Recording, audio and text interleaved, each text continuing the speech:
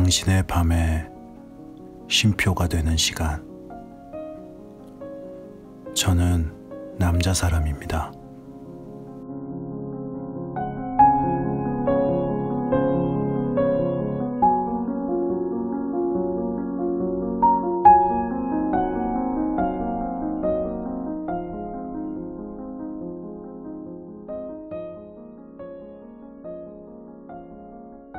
안녕하세요. 오늘은 부슬부슬 비가 내렸는데요. 저는 오늘 그 해리포터, 그 영화 해리포터의 정주행을 드디어 마무리했습니다. 처음부터 그 시리즈를 전체 다 보는데 한 달 조금 넘게 걸린 것 같아요. 보면서 알게 된 건데 저는 그 해리포터 2편 그 비밀의 방까지만 봤더라고요. 그 마법사의 돌이랑 비밀의 방. 보면서 나머지 편은 전혀 이제 기억이 안 나더라고요. 전 다 본 줄 알았는데 워낙에 이제 유명한 작품이라서 그렇게 기억을 했었나 보더라고요. 여러분들은 해리포터 전부 보셨나요?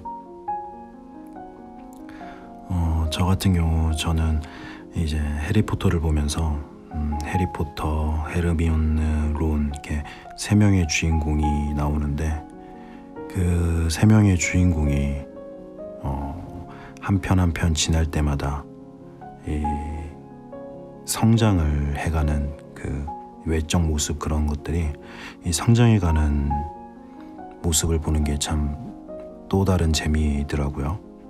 그래서 좀 검색을 해봤어요.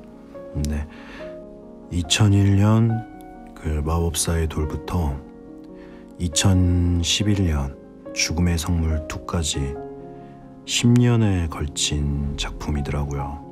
근데 그 작품에 나오는 주연 배우 3명이 그 10년이 초등학생 때부터 해서 이 성인이 되는 시기니까 그들의 이제 성장이 당연한 것 같고 뭔가 납득이 되는 것도 있었고 저랑 비슷한 또래더라고요. 그래서 보면서 내가 해리포터랑 같이 성장을 했구나 라는 생각도 들기도 하고, 네, 그렇게 해리포터의 정주행 이제 마지막 편을 다 보고 나와서 창밖을 보니까 이제 밖에를 보니까 좀 어둡더라고요. 창문을 닫아놔서 밖이 보이지는 않았는데 그래서 창문을 열어서 보니까 비가 이제 부슬부슬 이렇게 조금씩 내리고 있더라고요. 그게 좀 오랫동안 그렇게 내린 것 같아요. 그래서 그 비도 보고 또 해리포터도 이제 보고 하면서 그냥 갑작스럽게 그런 생각이 들었어요. 이 시간이라는 게 부슬부슬 이렇게 아무도 모르게 그렇게 오고 있다가 뭔가 낌새가 좀 이상해서 그렇게 쳐다보면은 무엇인가 이 마른 땅을 이렇게 적시고 있는, 나의 몸을 적시고 있는 그런 것처럼 시간이라는 게 그런 것 같다라는 생각이 들었어요. 아마도 해리포터의 그 배우들도 그렇게 10년의 세월이 알게 모르게 그렇게 지나갔겠죠. 네, 그냥 오늘 해리포터랑 비를 보면서 그런 생각이 들어서 한번 이야기해봤습니다. 오늘은 노인과 바다 이제 벌써 12번째 시간인데 이제 노인과 바다의 이제 후반부가 됐어요. 네, 당신의 밤 쉼표 하나, 오늘도 여러분들의 쉼표 같은 시간을 한번 수줍게 알게 모르게 그렇게 한번 함께 해보도록 하겠습니다. 재밌게 들어주세요.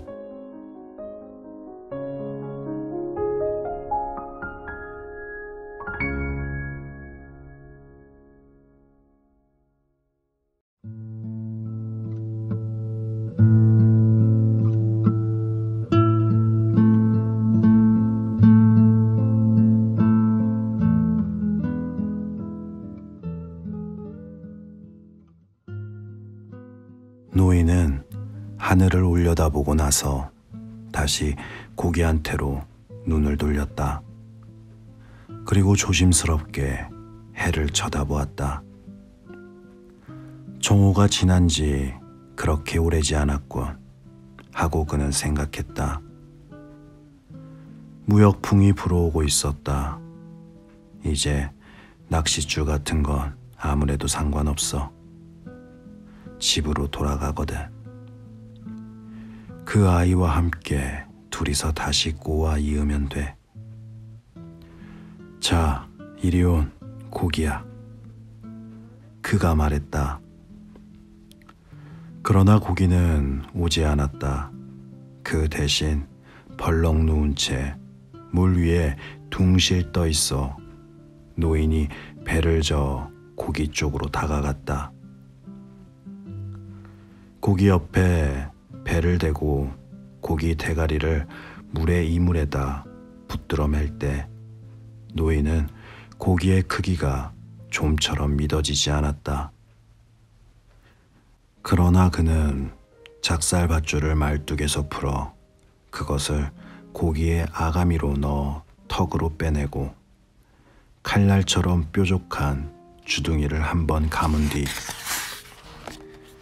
다시 다른 쪽 아가미로 꿰어서 주둥이를 또 한번 감고 그 끝을 두 겹으로 얽어매어 이물 쪽 말뚝에 단단히 붙들어 맸다.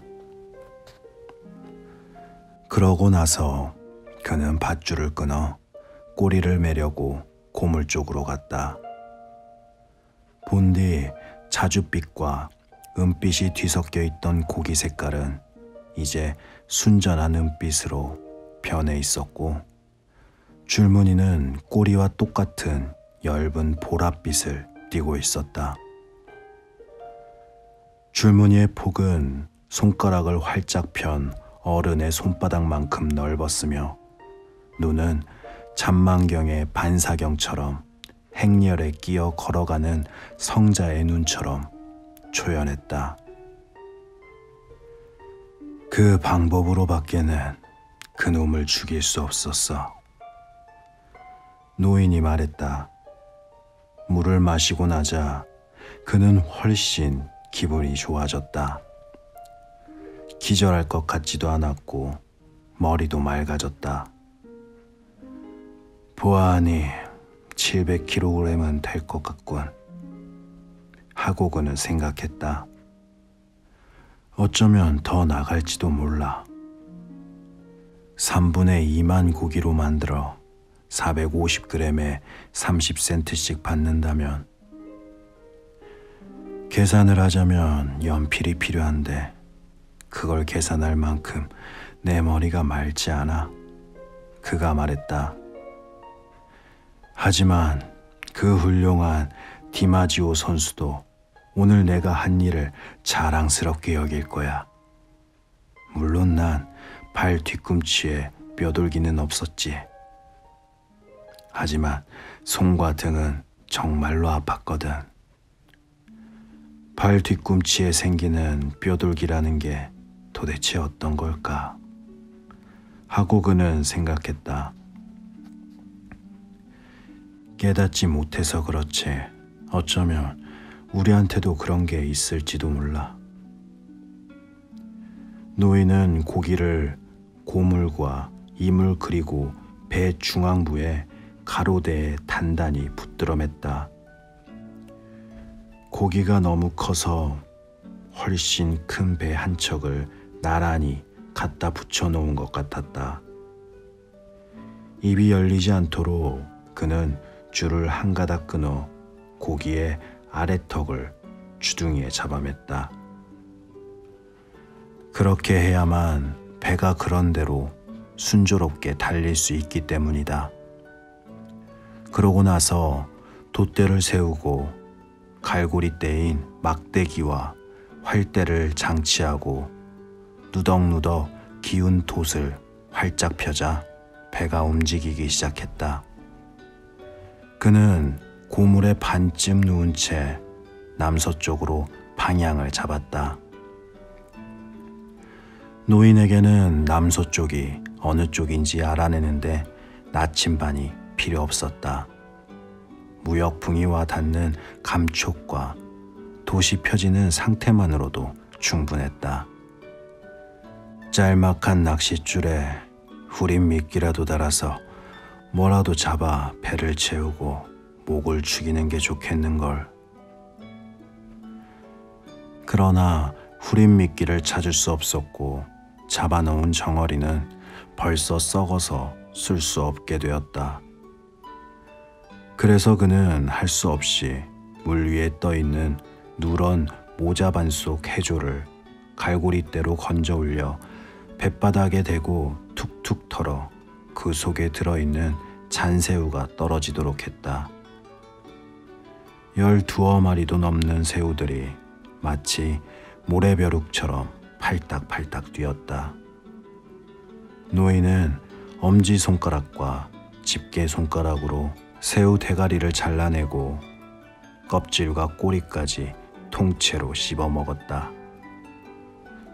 매우 작지만 자양분이 많고 맛이 좋다는 것을 그는 잘 알고 있었다. 노인의 물병에는 아직 2번 마실 물이 남아 있었는데 새우를 먹고 나서 1번 마실 물의 반을 마셨다. 무거운 짐을 실은 배치고는 꽤 잘 달리고 있는 편이었고 그는 키 손잡이를 겨드랑이에 끼우고 방향을 잡았다.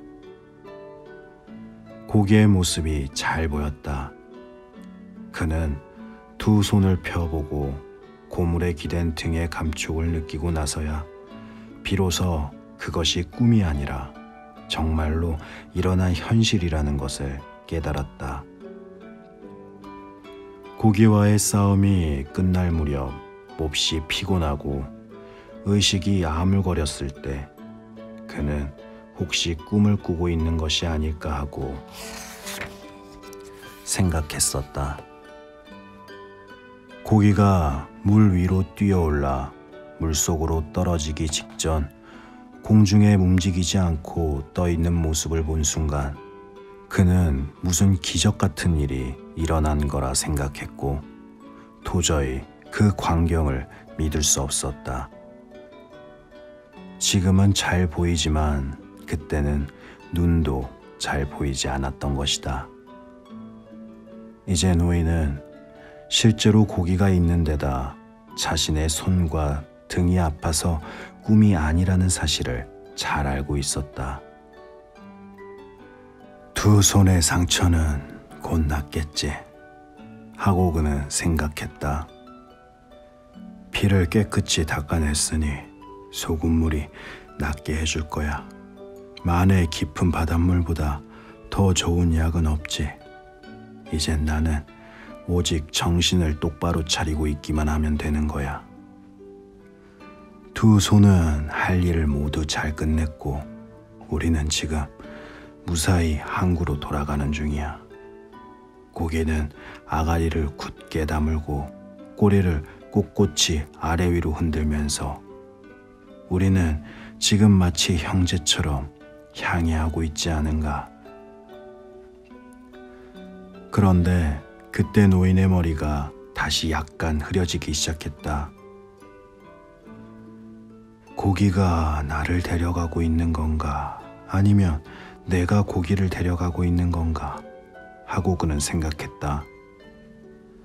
만약 내가 고기를 뒤에 두고 끌고 가고 있는 것이라면 아무런 문제가 없어. 고기놈이 모든 위험을 잃어버린 채 지금 배 안에 있다고 해도 역시 아무런 문제가 없지. 하지만 고기와 배는 지금 서로 묶인 채 나란히 향해 하는 중이야. 만약 고기놈이 나를 데리고 가고 있는 거라면 그렇게 하라지 하고 그는 생각했다. 나는 꾀가 있어. 저놈보다 나은 것일 뿐 저놈은 내게 아무런 적의도 품고 있지 않았거든. 그들은 순조롭게 항해를 계속했고 노인은 두 손을 소금물에 적시면서 정신을 똑바로 차리려고 애썼다. 하늘 높이 뭉게구름이 떠 있고 그 위에 엷은 새털구름이 많이 떠 있었는데 노인은 이것이 밤새도록 미풍이 불어댈 징조임을 알고 있었다. 그는 그것이 꿈이 아닌 현실이라는 것을 확인이라도 하려는 듯이 줄곧 고기를 바라보았다. 최초의 상어가 습격해온 것은 그로부터 1시간 뒤의 일이었다. 상어는 우연히 나타난 것이 아니었다. 먹구름 같은 시커먼 피가 1km 반쯤 되는 깊은 바닷속으로 조용히 퍼져나갔을 때부터 상어는 이미 심연에서 위쪽으로 올라왔던 것이다. 상어는 무섭게도 빨리 아무런 거리낌 없이 올라와 푸른 수면을 가르고 햇살 속에 몸을 드러냈다. 그런 뒤에 다시 바닷속으로 들어가 피냄새를 맡으며 배와 고기가 가고 있던 항로를 따라 헤엄치기 시작했다. 상어는 가끔 냄새를 놓쳐버리기도 했다. 그러나 이내 냄새를 찾아내고 아무리 희미한 김이라도 발견해내어 빠른 속도로 맹렬히 배를 뒤쫓아왔다.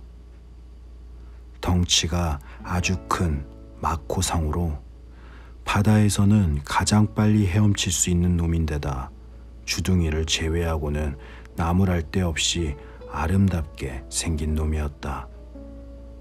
등은 황새치처럼 푸르고 배때기는 은빛을 띠며 가죽은 매끄럽고 아름다웠다.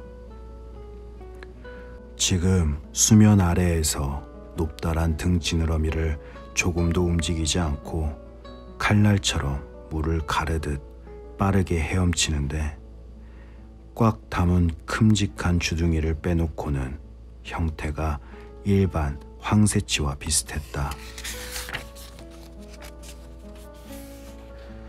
이중으로 된 입술 안쪽에는 이빨 8줄이 안쪽으로 비스듬히 박혀 있었다. 대부분의 상어처럼 피라미드 모양의 이빨이 아니었다.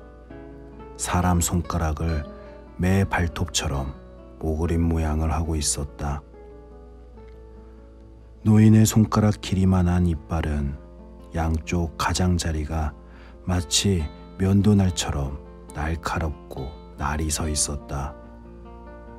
바다에 사는 고기라면 어떤 고기든지 모조리 잡아먹을 것 같이 생겼고 속력이나 힘이나 무기면에서 다른 고기들은 도저히 이놈을 당해낼 체간이 없었다. 지금 그런 놈이 좀 더 신선한 피냄새를 맡고 푸른 지느러미로 속력을 내며 획획 물을 가르고 있었다.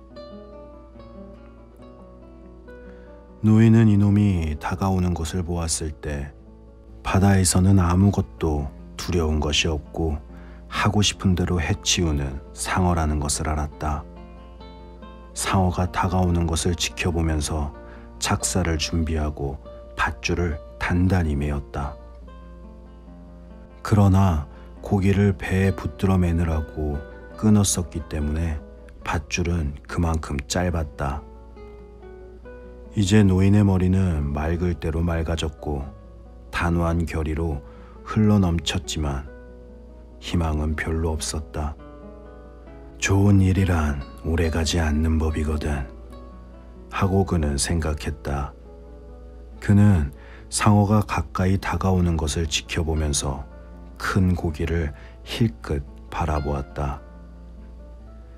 차라리 꿈이었으면 좋았을걸 하고 그는 생각했다. 상어가 공격해 오는 걸 막을 수는 없지만 혹시 해치울 수 있을지는 몰라. 에잇, 대투소놈 하고 그는 생각했다. 빌어먹을 놈의 자식 같으니. 상어는 날쌔게 고물 쪽으로 다가왔고 그놈이 큰 고기를 공격했을 때 노예는 쩍 벌린 아가리와 이상 야릇한 눈알 그리고 이빨을 철컥거리면서 큰 고기의 꼬리 바로 윗부분을 물어뜯는 것을 보았다. 상어의 대가리가 물 밖으로 불쑥 올라오고 등어리도 물 위로 드러났다. 큰 고기의 껍질과 살점이 뜯기는 소리가 들릴 때 고기는 대가리를 겨누어 두 눈을 잇는 선과 코에서 등어리로 똑바로 뻗어나간 선이 교차하는 지점에다 작사를 푹 찔러 넣었다. 물론 상어에게 그런 선이 있을 리는 없었다. 다만 큼직하고 뾰족한 푸른 대가리며 커다란 눈알이며 찰칵 소리를 내면서 무엇이든 삼켜버리는 불쑥 튀어나온 주둥이가 있을 뿐이었다.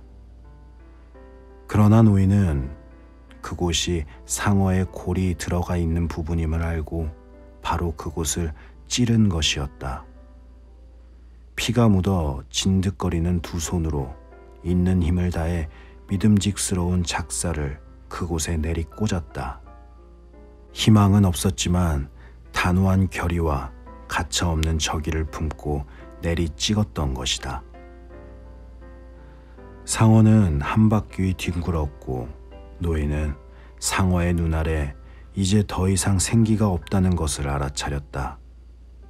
상어는 다시 한번 뒤집히면서 제 몸을 두 번이나 밧줄로 감아버렸다. 노인은 상어가 죽었다는 것을 알았지만 상어는 자신의 죽음을 인정하려 들지 않았다. 배때기를 드러내고 벌렁 뒤집힌 채 상어는 꼬리로 물을 치고 주둥이를 딸깍거리면서 마치 쾌속정처럼 파도를 가르고 앞으로 나아갔다. 꼬리로 수면을 후려칠 때마다 하얀 물보라가 일었고 밧줄이 팽팽해지면서 바르르 떨다가 그만 툭 끊어져 버리자 몸뚱이의 4분의 3쯤이 물 밖으로 드러났다. 잠시 동안 상어는 수면 위에 조용히 떠 있었고 노인은 그 모습을 지켜보았다. 이윽고 상어는 아주 천천히 물속으로 가라앉아 버렸다. 저놈이 20kg쯤은 뜯어갔겠는걸. 노인은 큰 소리로 중얼거렸다. 내 작살이라 밧줄도 고스란히 가져가 버리고 말았어. 하고 그는 생각했다. 내 큰 고기가 또다시 피를 흘리고 있으니 다른 상어떼가 몰려오겠지. 노인은 몸뚱이가 뜯겨 성하지 않게 되어버린 고기를 이제 더 이상 바라보고 싶지가 않았다. 고기가 습격을 받았을 때 마치 자신이 습격받는 듯한 느낌이 들었다.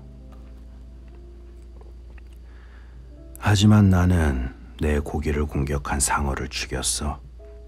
하고 노인은 생각했다. 또한 놈은 내가 지금껏 봐온 것 중에서 가장 큰 텐투소였어. 정말이지 지금까지 큰 상어놈들을 많이 보아왔지만 말이야. 좋은 일이란 오래가는 법이 없구나 하고 그는 생각했다. 차라리 이게 한낱 꿈이었더라면 얼마나 좋을까. 이 고기는 잡은 적도 없고 지금 이 순간 침대에 신문지를 깔고 혼자 누워 있다면 얼마나 좋을까 하지만 인간은 패배하도록 창조된 게 아니야. 그가 말했다. 인간은 파멸당할 수는 있을지 몰라도 패배할 수는 없어. 하지만 고기를 죽여서 정말 안 됐지 뭐야 하고 그는 생각했다.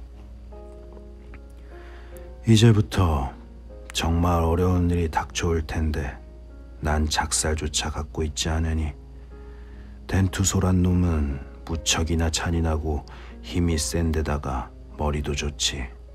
하지만 그놈보다야 내가 더 똑똑하지. 아니야, 어쩌면 그렇지 않을는지도 모르겠어 하고 그는 생각했다. 그놈보다 어쩌면 내가 좀 더 좋은 무게를 갖추고 있을 뿐인지도 몰라. 이보게 늙은이, 너무 생각하지 말게. 이대로 곧장 배를 몰다가 불운이 닥치면 그때 맞서 싸우시지. 그가 큰 소리로 말했다.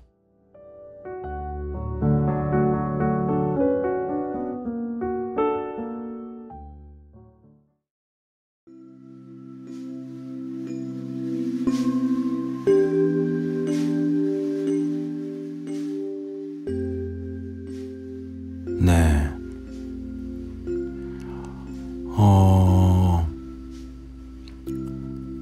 맞아요. 좋은 일은 그렇게 오랫동안 지속되지 않는 것 같아요. 그쵸? 살면서 뭐 많은 시간을 살았다고는 말 못하겠지만 그래도 지금까지 살면서 느끼는 거는 그랬던 것 같아요. 근데 또 하나 부정할 수 없는 것은 그 길지 않은 그 좋은 일이 무엇이 되었든 꾸준히 오고 있고 왔었다라는 것 또한 부정하지 못하는 것 같습니다. 네, 뭐 그렇잖아요. 항상 좋기만 하면은 그게 정말 좋은 것인지 모르듯이 무엇인가 나쁜 일이 있다가 또 좋은 일이 있고 그렇게 살아가는 것 같습니다. 이런 말을 들은 적이 있어요. 하느님은 감당하지 못할 시련을 주시지는 않는다. 뭐 그게 진짜인지 아닌지는 모르겠지만 무엇이 됐든 그 말이 믿고 싶어지는 오늘의 노인과 바다 한 대목이었습니다. 네. 오늘은 여기까지 하고요. 당신의 밤에 쉼표가 되는 시간. 저는 남자 사람이었습니다. 그럼 다들 편안한 밤 되세요.